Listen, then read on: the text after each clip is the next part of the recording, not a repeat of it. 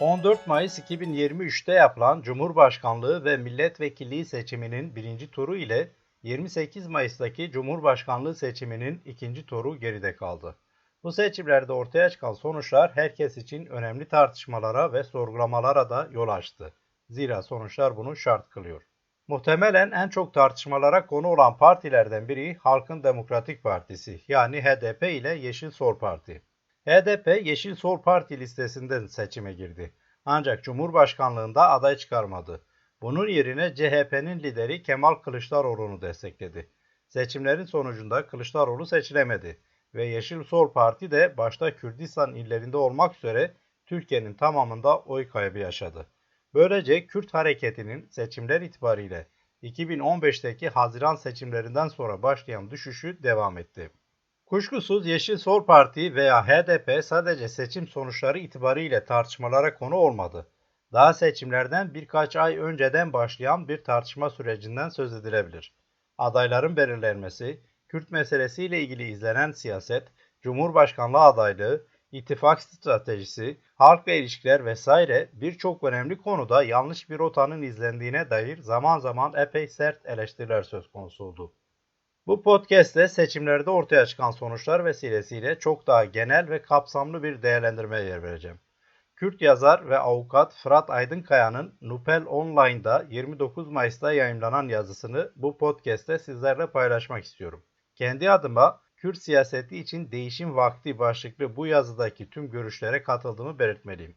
Bu yüzden bu yazının pek çok konuda meramımızı dile getirdiğini söyleyebilirim. Fırat Aydınkaya'nın yazısını olduğu gibi aktaracağım. Kürt siyaseti için değişim vakti. Son yerel seçimlerden sonra Birikim dergisine yazdığım yazıda Kürt siyaseti fetret dönemini nasıl aşacak diye sorup pek çok tespit eşliğinde öneriler sunmuştum. O günden bugüne Kürt siyaseti andığım yazıyı tescilleyen bir seyir izledi. Yazı arşivdeki yerini alırken Kürt siyaseti fetret devri eşiğini aşıp gerileme dönemine girmiş görünüyor.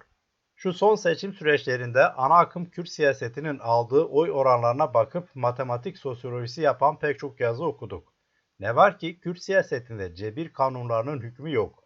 Burada siyaset sosyolojisinin kanunları geçer. Peşinen altını çizmekte fayda var. Bu makale bir aritmetik tefsiri değil, bir eleştiri davetiyesi. Tam da Frantz Fanon'un dediği gibi İleri gitmekten bahsediyorum. Zaten eleştirel bir değerlendirme ortaya koyarken gereken de budur, ileri gitmek. Şu da var ki biraz da Akabe romanlarının tesiriyle epeydir aile içi albümümüze dair eleştiri dilime fren takmanın iyi olabileceğini düşünmekteyim. Romanlarında sıkça bir Afrika atasözünü hatırlatır usta romancı.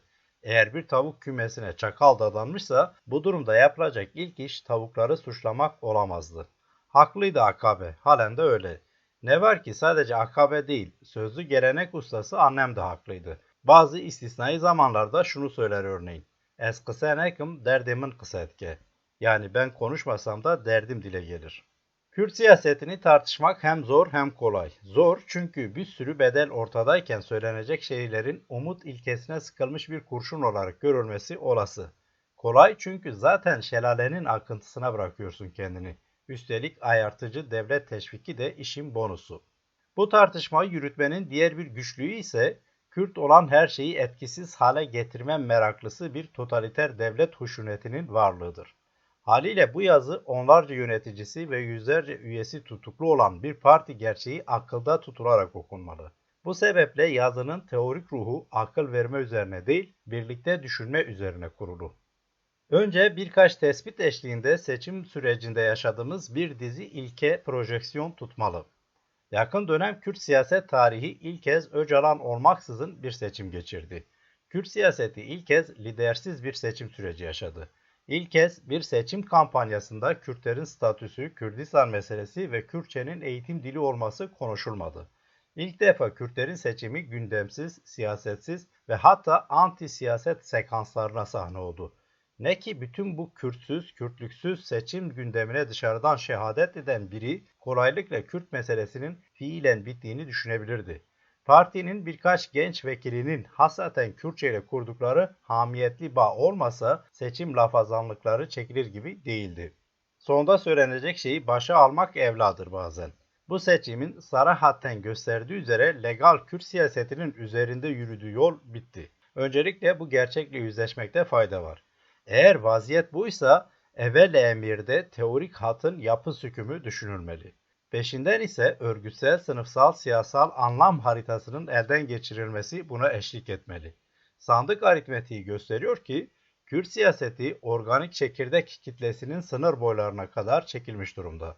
Bundan gerisi bıçak, kemik, omurga üçlemesi.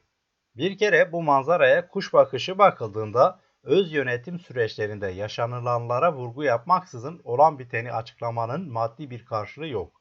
Şüphe yok ki öz yönetim süreçlerinin kanlı bir şekilde bastırılması, Kürt halkının hissiyatında onarılması zor bir travma yarattı. Bu sürecin faili meçhul bırakılması, siyaseten öz eleştiri yapılmaksızın yola devam edilmesi travmayı her daim canlı kılıyor. Ve daha önemlisi sırf bu sebeple Rancière'in deyişiyle siyaseti yeniden icat etmek imkansız hale geliyor. Nitekim seçim sürecinde siyaset o denli icat edilmesi imkansız bir hale büründü ki parti fiilen Kürt meselesi yokmuş gibi bir faaliyet yürütmek durumunda kaldı. Bununla birlikte partinin teorik trabzanı niteliğindeki şu tartışmayı daha fazla erteleme imkanı bulunmuyor. Radikal demokrasi stratejisi arıza veriyor, işlemiyor. Laclau, Moffy bu kuramı ortaya attıklarında üzerinde mücadele buyurdukları rejim zemini ile burasının rejim zemini kıyas dahi kabul etmez.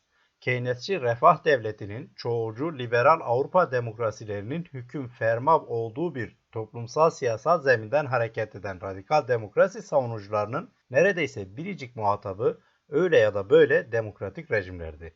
Kabul edelim ki Kürt siyasetinin üzerinde mücadele ettiği rejim zemini ne liberal, ne burjuva, ne demokratik.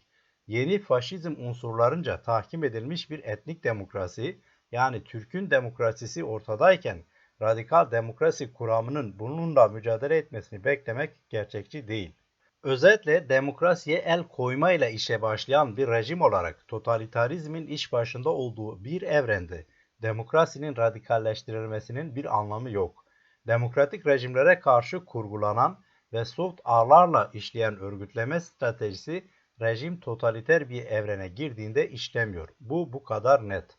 Sonuç itibariyle bazı yazarların tartıştığı üzere İsveç gibi çoğulcu demokrasinin beşiği olan liberal demokrasilerde patlak veren Hospi isyanı gibi durumlarda bile radikal demokrasi teorisinin rüştünü kanıtlayamadığı ortadayken totaliter rejimlerde radikal demokrasinin işlevsel olabileceğini beklemek muhal. Geçen seçimlere kadar her ne kadar içinde negatif siyasetin unsurlarını barındırsa da HDP'nin temsil ettiği karşı hegemonya iyi yaşam perspektifine dayanan sivil, barışçı ve demokratik bir ilkeler bütünüydü. Bu şekilde parti kitlelere ahlaki ve entelektüel önderlik yaparak umut verdi. Ama ne Türkiye 1 Haziran Türkiye'si, ne HDP o dönemki parti, ne de Kürtler o dönemki halk. Bütün devlet organiğinin muhafazakar faşizan yeni bir hegemonya temelinde güç birliği yaparak tarihsel Kürt karşıtı koalisyonu oluşturduğu ortadayken bu realiteyi görüp karşı hegemonyanın ilkelerini buna göre yeniden oluşturmak ve mümkünse kadın bir aday üzerinden yeni bir siyaset örgütlemek varken anti siyasetin çıkmaz yolu tercih edildi. Ezilen Kürt siyasetinin tarihsel jineolojisi bilindiği üzere burjuvazi proletarya, sömürgeci yerli, beyaz siyah antagonizmasını ihtiva eden eski bir maniheist ilkeye yaslanır. Bütün bu siyaset felsefesinin ezeli karşıtlıklarının şahsa indirgenmesi, ezilen siyasetinin şahsa özgürlenmesi, alternatif hegemonya inşa etmenin bütün imkanlarını alt üst etti. Kürt siyaseti bir süredir zaten orta sınıf siyasetine gömüldüğü oranda ideolojinin geri çekilmesi, şahıs odaklı siyasetin öne çıkarılmasının kısırlığını yaşıyordu. Tam da bu ortamda realize edilen Erdoğan mı Kılıçdaroğlu mu ikilemi bir ezilen siyaset anlatısı olamaz, olmamalıydı. Ulusal mücadelenin ya da ezilen sınıfların tarihsel tecrübelerinde görülmeyecek denli şahsileştirilmiş bir siyaset örneğiyle karşılaştığımız ortada. Oysa ulusal kurtuluş mücadeleleri tarihi apartheid rejimlerine karşı örgütlenen direniş epiğidir. Haklı dahi olsa şahıslara duyulan kinin lirizmi değildir. Son 10 yıllık Kürt siyaseti şahsa özgürlenmiş bir direniş gramerinin içinden konuşuyor. Böyle olduğu sürece rejimin anti-Kürt nizamı görülmez oluyor. Mustafa Kemal dönemini istisna kabul edersek uzun Kürt siyaseti tarihinde hiç bu kadar şahsa indirgenen bir siyaset felsefesi örneği görülemez. Bu kolayca geçiştirilecek bir şey değil. Karşı hegemonya inşa etmenin yolu şahsa özgürlenmiş bir siyaset değildir. Faşizm tarihinde aşina olduğumuz üzere rejimin temsiliyeti bir şahısla müsemma haline geldiğinde bile sistem karşıtı hareketlerin muhatabı öyle ya da böyle mütehakim rejimlerdir. Sınıfsal saldırganlıktır, örgütlenen paramilitarizmdir.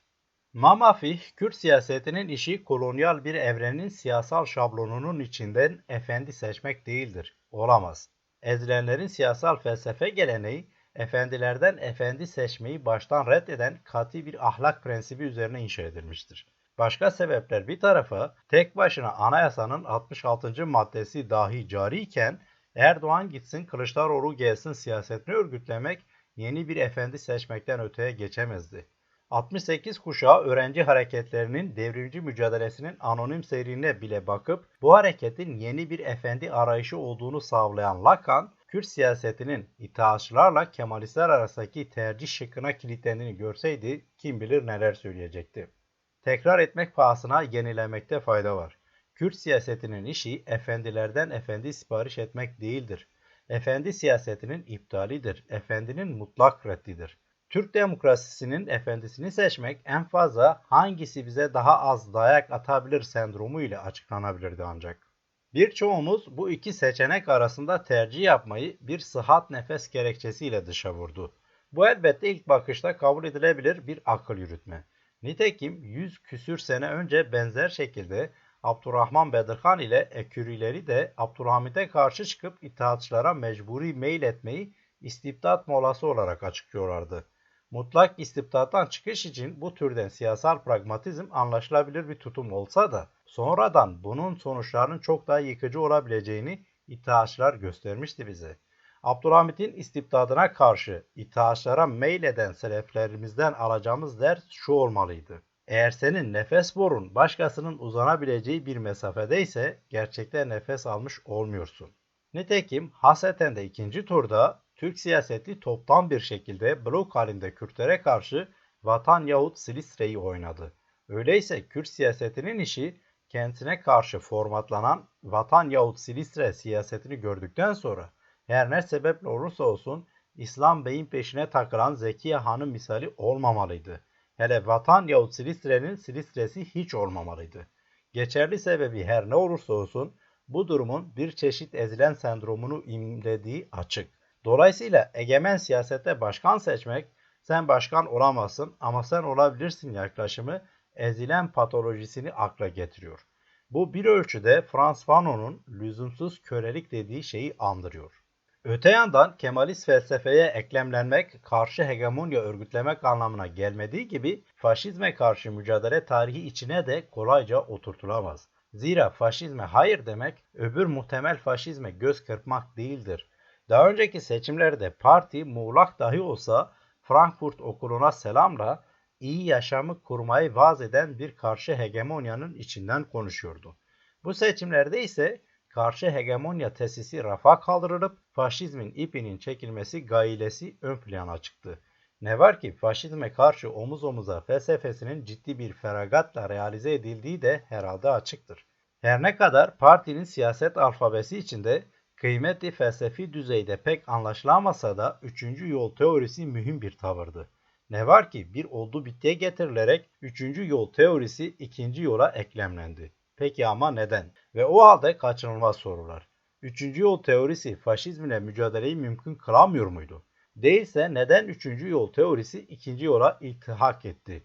Özetle faşizme karşı mücadelenin özellikle de ikinci turda ayyuka çıkan başka bir faşizm görüntüsüne meylederek verilemeyeceğini de etüt etmiş bulunduk. Cevaplar her ne olursa olsun karar alıcıların öngörüsüne bakıldığında üçüncü yol teorisinin iş görmediği ve bundan dolayı ikinci yola iltihak edildiği açık. Peki ama ne uğruna, ne için? Bizim de menüde olduğumuz bahar konseptli açık büfe sofra vaadi nasıl bizi ikna etti? Besmele niyetine andımızla işe başlayan, bize kayyım adı altında sömürge valilerini reva gören ve bütün vaadi güncellenmiş Kemalizmden öte geçemeyen bir siyasete neden iltica edildi? Galiba en çok da bu süreçte Dostoyevski'nin Ötekisini okumalıyız. Başkalarınca kurulmuş kolonyal bir sofraya sofra bezi olmanın da bu sofradan hiçbir şey talep edilmediği halde dışarıda bırakılmış olmanın da bizi Golyatkin misali benlik bölünmeleriyle baş başa bıraktığı ortada.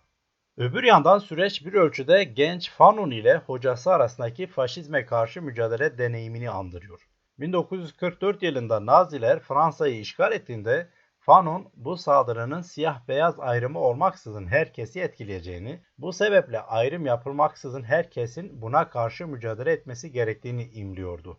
Lise hocası Césaire ise başka bir fikirdeydi ve bu savaşın Avrupa içi bir mücadele olduğunu, bu haliyle kendilerini ilgilendirmediğini belirterek ona karşı çıkmıştı.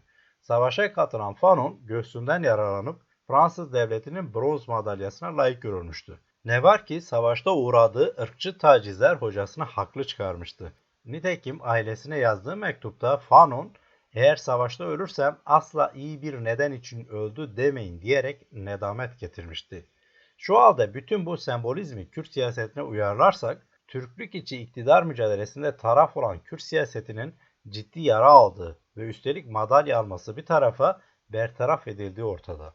Ve faşizmle mücadele kipinde Kemalist siyasete iltihak kararı verenler, Fanon'un aksine sahih bir öz eleştiri veremediği gibi çileci ve iyi bir ideal için bu kararı aldıklarını beyan ederek taltif bekliyor.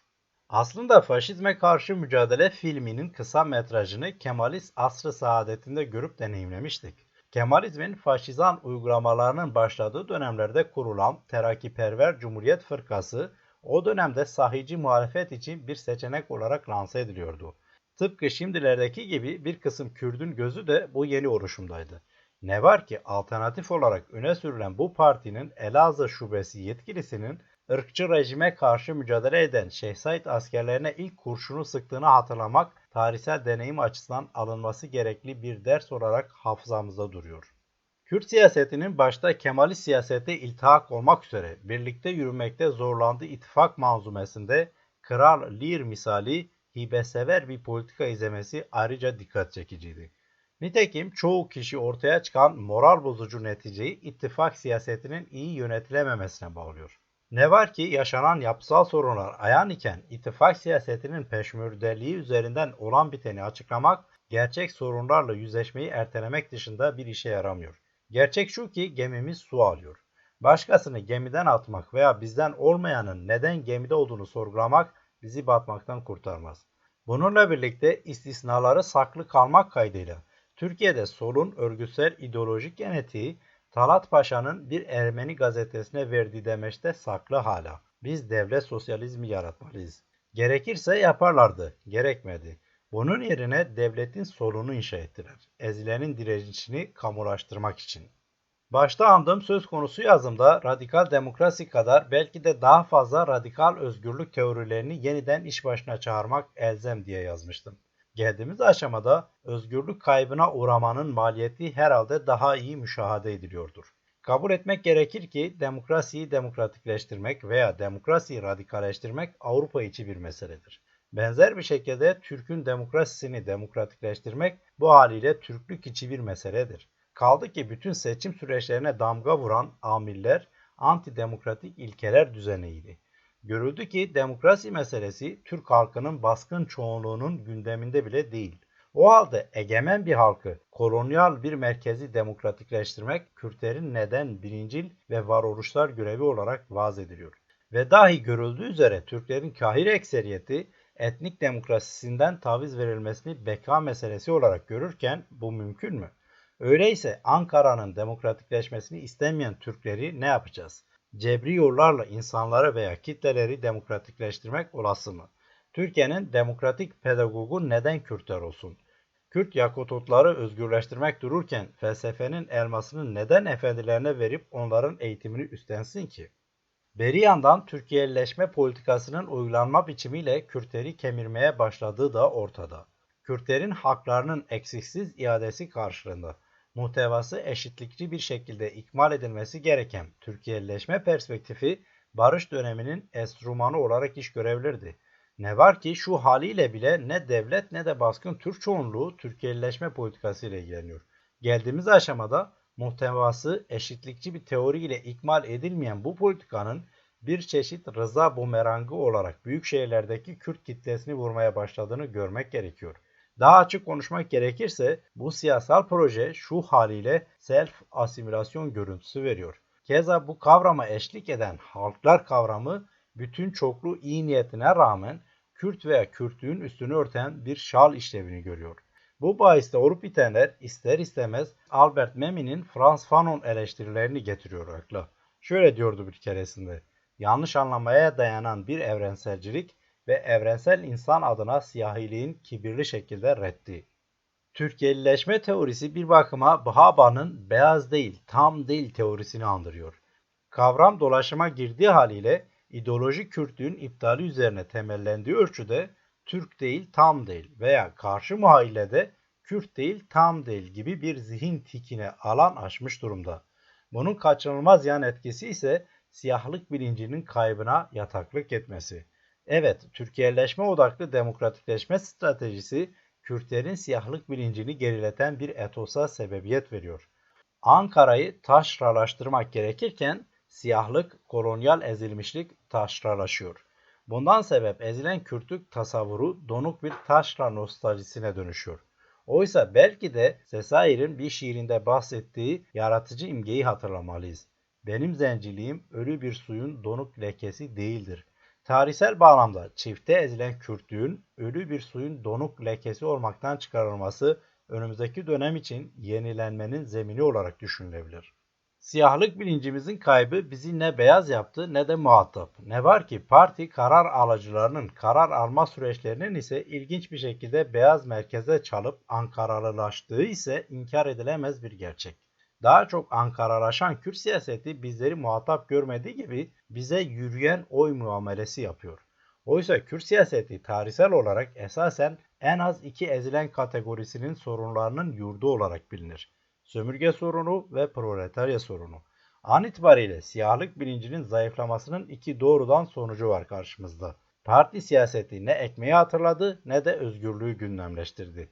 Siyahlık bilinci geri çekilirken seçmen bilinci refere ediliyor. Şatarji'nin mağdurların siyasetinde bahsettiği yerin kıyısındayız. Özgür yurttaş değiliz. Nüfus siyasetiyiz. Nüfus kitlesiyiz. Peki ama Kürt siyasetine iliştirilmiş siyahlık bilinci alerjisi neye dayanıyor? Edward Said'in Frantz Fanon'a atıfla önümüze koyduğu milliyetçi bilincin tuzakları tespiti asal bir sebep olabilir görünüyor. Evet, elbette Frantz Fanon zenci misyonundan siyah güzeldir terkipli Negritude kuşağının özcü felsefesinden rahatsızdı. Bir tık öteye giderek ulusal bağımsızlığı gerekli görse bile yetersiz görüyordu ve dahi milliyetçi bir geçiş ideolojisi olarak kodluyordu. Ne var ki bütün bunları tartışırken iki şeyi kuvvetlice akılda tutmakta fayda var. Fanon bunları reddetmiyordu. Gerekli ama yetersiz, lazım ama geçici görüyordu. Bunların toplamında ise siyah bilincini reddetmek şöyle dursun, yereli evrensele bağlayarak tahkim etmeye çalışıyordu. Dekolonizasyon için ulusal bilinci olmazsa olmaz görüyordu. Ve dahi bütün bunları tayin eden bir saat ayarı da bütün bu teorik gerilime eşlik ediyordu. Tam bu sebeple Cesare Fransız ile koşulsuz entegrasyon meselesinde ve Kültür Bakanı Marrox'u Martinique neşeyle ağırlamasına öfke duyuyordu. Siyahlık bilincine konulan mesafe Kürtlerin özgürlük ve eşitlik arayışını askıda bırakıyor. Bütün bu siyah bilinci alerjisi Kürt siyasetini ezilenlerin siyasetinden uzaklaştırıp mağdurların siyasetine yaklaştırdı. Velhasıl Kürtlerin meclis siyaseti tükenmişlik alarmı veriyor. Bugün artık bu siyaseti ne ulusal mücadele ne de sınıfsal mücadele olarak yorumlamak mümkün. Geldiğimiz noktada kaçınılmaz olarak şu soruyu sormamız gerekiyor: Kürt siyaseti sistem karşıtı bir hareket mi, sistem içi muhalif hareket mi? Şu son seçim diyalektiği artık buna dair fikir veriyor. Kürt siyaseti zaten epey bir süredir filikaya binip sistemin merkezine yolculuk yapıyordu. Yolculuk kıyıya varmak üzere. Kabul etmesi belki zor gelebilir ama bu haliyle Kürt siyaseti dikenleri olmakla birlikte sistemin muhalif partisi görünümü veriyor. En azından legal siyaset için herhalde şunu ileri sürebiliriz: Gramsci'nin İtalya, Guha'nın Hindistan için söylediği şey akla geliyor. Kürt siyasetinin direksiyonuna oturtulan orta sınıf siyaseti, Kürtlerin sömürgecilik karşıtı siyasetini hiç olmadığı kadar pasif devrim teorisine yaklaştırdı. Hint burjuvazisi hiç değilse bağımsız bir ülke karşılığında hareketi pasif devrime götürürken bize ise Goethe'nin Faust'ta dediği üzere fedakarlık hep fedakarlık düşüyor. Şu haliyle Kürt siyaseti Gurnah romanı görüntüsü veriyor. Muhtevasında aynı anda mücadele var, sistemin merkezine demir atmak var. Elini masaya vuramayan karakterler var, halkına tepeden bakan, süpürgemi göstersem seçilir diyen var. Egemen milliyetçilerden daha çok egemen ülkenin menfaatini düşünen var. Mandela'nın posterini dekor olarak kullanan var. Türkçe'ye sınırsız iltihak var. Şahsi hikaye var. Peki ne yok? Değişim yok. Ulusal statü talebi yok. Masaya tekme atmak yok. Mazlum Doğan gibi herhangi birisini ikna etmek için haftalarca dışarıda yatmak zorunda kalan yok. Kürtçeyi mukavemet üssü yapmak yok. Ulusal bir mücadele hikayesi yok. Kürt siyasetinin muhtevası epey zamandır postkolonyal senkretizmle anti-kolonyal mücadele arasında bir yarılma yaşıyor. Şimdilik devrim fikrinden arınmış, tutkusuz, şahsileştirilmiş, halkına buğru bakan ve hizipler arası mücadele görüntüsü veren postkolonyal siyaset kazanmış görünüyor. Hülasa Epigrafa alınan Halide Edip'in Zeyno'nun Oğlu romanında geçen 100 yıl önceki sahne şaşırtıcı derecede şimdiyi andırıyor. Romanda söz konusu epigraftaki diyalogda geçen soruyu Kemalist genç komutan Diyarbakır'da bir Kürt çocuğa sormuştu. Çocuğu olmayan genç subay familyası bir Kürt çocuktan kendilerini sevmesini, eşi İstanbullu Zeyno'ya evlat olmasını istemişti. Bu sahne bütün hümanist tınıya rağmen kolonyal bir muhabereydi. Mütehakim baba adayı kumandan Hasu'dan çocuğu olmasını istiyordu. Zeyno'yu fikir annesi kendisini de fikir babası olarak kabul etmesini diliyordu. Ama biyolojik anneyi reddetmeksizin. Kürt çocuğu Hasu tıpkı şimdilerin Kürt siyaseti gibi sorgusuz sualsiz, hesapsız kitapsız kollarını Zeyno'nun boynuna atarak sen de anam ol diyebilmişti. Cumhuriyetin ikinci yüzyılına girerken neredeyse her şeyiyle elin bir tekerrür hali yaşıyoruz. Cumhuriyet kurulurken her ne durumdaysak yine aynı durumdayız. Dağılmışlık, parçalanmışlık ve ne yapacağını bilememe hali her yanımızı sarmış durumda. Ne var ki o zaman bir avuç kimsenin özgürlük hayalleri vardı. Şimdi ise geniş bir kitlenin böyle bir hayali var. Her şeye rağmen Kürt siyasetinin düştüğü yerden kalkmasını bilen bir geleneği var. Netice itibariyle andığım makalede Kürt siyasetinin bir tür fetret devrine girme semptomları gösterdiğini iddia etmiştim. Bugün artık o nokta geçildi. Gerileme alametleri yeterince belirgin olsa da bu kan kaybı önlenemez değil. Şu açık ki Kürt siyaseti bu haliyle devam edemez. Belki de daha fazla gecikmeden Hason'un biyolojik annesi olan Zeyno'ya yüzünü dönmesi gerekiyor. Diğer bir ifadeyle değişim gelip kapıya dayandı. Hülasa Öcalan bir keresinde sol teorilerin anarşizmle yıkanması gibi bir öneriden bahsetmişti. Bu analojiden hareketle Kürt siyasetinin de artık ön yıkamadan geçirilmesi elzem görünüyor. Ama yenilenmiş, sivil, antikolonyal bir felsefeyle. Özgürlük için geç olmadan.